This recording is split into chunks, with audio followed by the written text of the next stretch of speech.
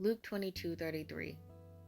Then Jesus said to them, "When I sent you out with no money bag, or traveler's bag, or sandals, you didn't lack anything, did you?" They replied, "Nothing."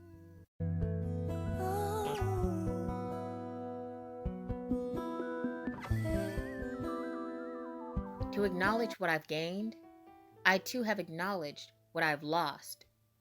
As I've gained the wealth of knowledge through experiences of material loss, have I too relinquished in ignorance for an established competency. Yet when voided of such consciousness, when unbeknownst to material riches, was I still abundant? And yet, with its acquired abundancy, have I now acknowledged loss more profoundly than when I was without. For example, my previous relationship was an unrequited affair, at which I gave more than I was given. Physically, I was losing, and yet I too was gaining. I was weakened, and yet too I was strengthened. Now that I have acquired these experiences, I have lost in ignorance that was once my bliss. With such abundance, never will I ever be able to see as I once saw, or speak as I once spoke. My physical loss was my male significant and the relationship we shared.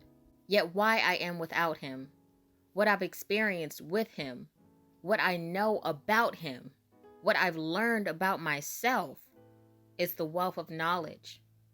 I've been afforded the abundance of sight, a sight at which I could never see my male significant as I once saw him, nor could I exist as I once existed.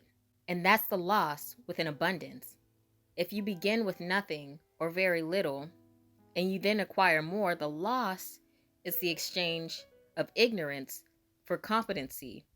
Yet neither exchange is without lack or abundance. So in my case, which is that of infidelity and indulgence, when you experience a relationship of such deception, you are afforded a sight.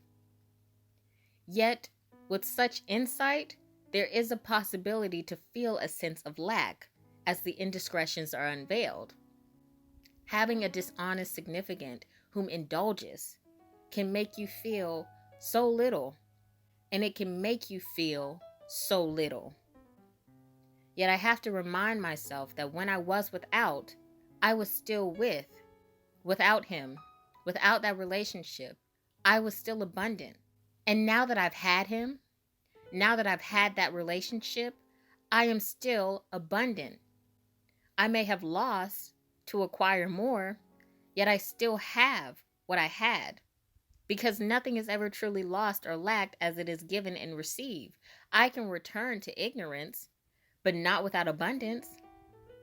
So when I question abundance as I dwell within lack, I must remind myself that although my current perception is valid given circumstance, it isn't necessarily true to reality, yet such a perception shapes my reality. So, in acknowledging the lack within abundance, I am reminded that as I have given, and as much has been taken, I too have been afforded abundance in the midst of loss.